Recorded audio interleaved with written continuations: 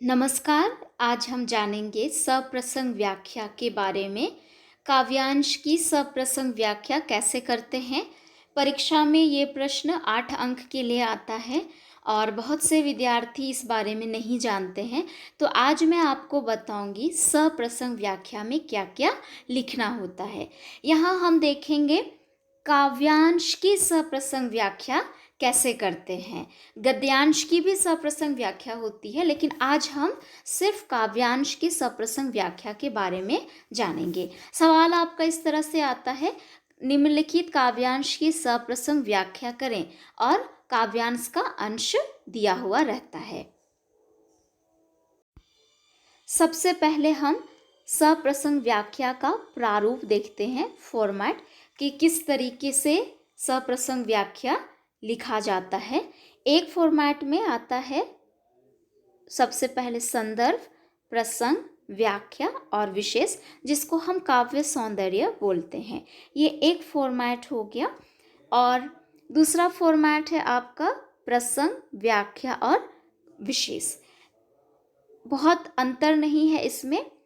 पहले फॉर्मेट में हमने देखा, यहाँ संदर्भ और प्रसंग को अलग अलग लिखते हैं, और अगर आप उसको अलग अलग नहीं लिखना चाहते हैं तो आप उसको एक साथ लिख सकते हैं। प्रसंग लिखकर आप आगे लिख सकते हैं। दोनों ही फॉर्मेट सही है, आप दोनों में से कोई भी प्रारूप का इस्तेमाल कर सकते हैं। सप्रसंग व्याख्या का प्रारूप या फॉर्मेट जानने के बाद हम देखेंगे कि किन किन बिंदुओं पर कौन कौन सी बातें लिखी जाती है। सबसे पहले हम देखते हैं संदर्भ। इसमें पहला है कवि का नाम।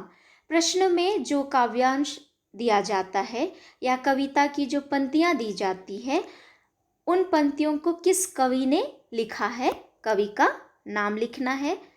और वो पंक्तियाँ या वो काव्यांश कौन सी कविता से लिया गया है, तो कविता का शीर्षक भी लिखना है, और वो जो कविता है वो कौन सी रचना से ली गई है, रचना का नाम। अगला है प्रसंग। जो पंक्तियाँ दी गई हैं या जो काव्यांश दिया गया है या जो पद्यांश है, उस पद्यांश का मूल भाव लिखना है। उस पद्यांश में क्या कहने का प्रयास किया गया है, उसको 1 से 2 पंक्तियों में आपको लिखना है। इसमें बहुत ज़्यादा लिखने की ज़रूरत नहीं है। अगला है व्याख्या। जो पद्यांश दिया जाता है, उस पद्यांश का हम विस्तार से वर्णन करते हैं।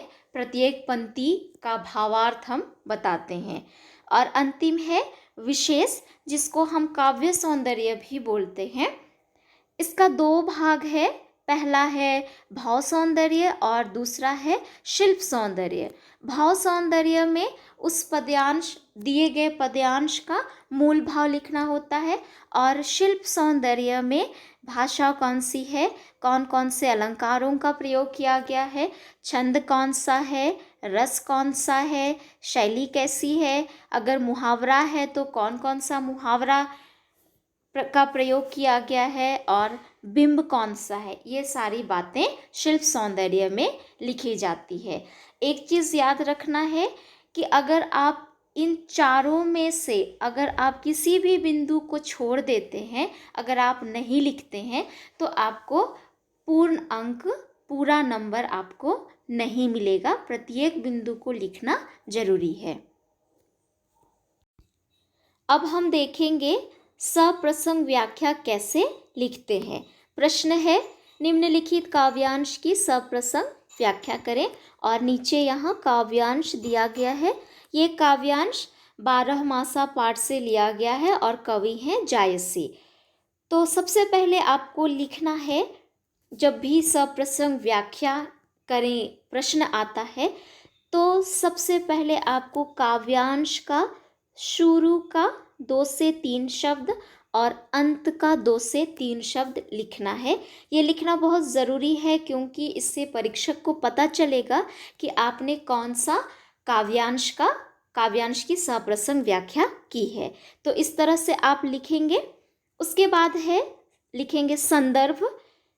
इसमें लिखेंगे प्रस्तुत पद्यांश हमारी पाठ्यपुस्तक अंतरा भाग 2 में संकलित 12 मासा पाठ से लिया गया है। इसके कवि मलिक मोहम्मद जायसी हैं। यह पद्यांश जायसी द्वारा रचित पद्मावत नामक ग्रंथ से लिया गया है। इस तरीके से भी आप लिख सकते हैं, या फिर आप दूसरे तरीके से लिख सकते हैं, जो है प्रस्तुत पद मलिक मोहम्मद जायसी के ग्रंथ पद्मावत से अवतरित है। या फिर आप तीसरा तरीका भी अपना सकते हैं, कवि लिखकर कवि का नाम, रचना कौन सी रचना से ली गई है उस रचना का नाम, उसके बाद में कविता का शीर्षक। तो संदर्भ को आप 3 तरीके से भी लिख सकते हैं। अगला है प्रसंग। प्रसंग में मैंने पहले बताया कि जो पद्यांश दिया गया है उस पद्यांश का मूल भाव लिखते हैं। उस पद्यांश में क्या बताया गया है उसको 1 से 2 वाक्य में लिखते हैं। तो यहाँ इस पद्यांश का प्रसंग इस प्रकार होगा।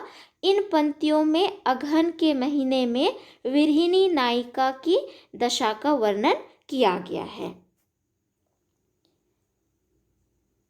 यदि आपको संदर्भ और प्रसंग को अलग अलग नहीं लिखना है, आप एक साथ लिखना चाहते हैं तो भी आप लिख सकते हैं, ये तरीका भी सही है। इसमें आप क्या लिखेंगे, प्रसंग लिखेंगे, उसके बाद लिखेंगे प्रस्तुत पद्यांश हमारी पाठ्यपुस्तक अंतरा भाग 2 में संकलित 12 मासा पाठ से लिया गया है। इसके कवि मलिक मोहम्मद जायसी हैं। यह पद्यांश जायसी द्वारा रचित पद्मावत नामक ग्रंथ से लिया गया है। उसके बाद लिखेंगे इन पंक्तियों में अगहन के महीने में विरहिणी नायिका की दशा का वर्णन किया गया है। इस तरीके से भी आप लिख सकते हैं।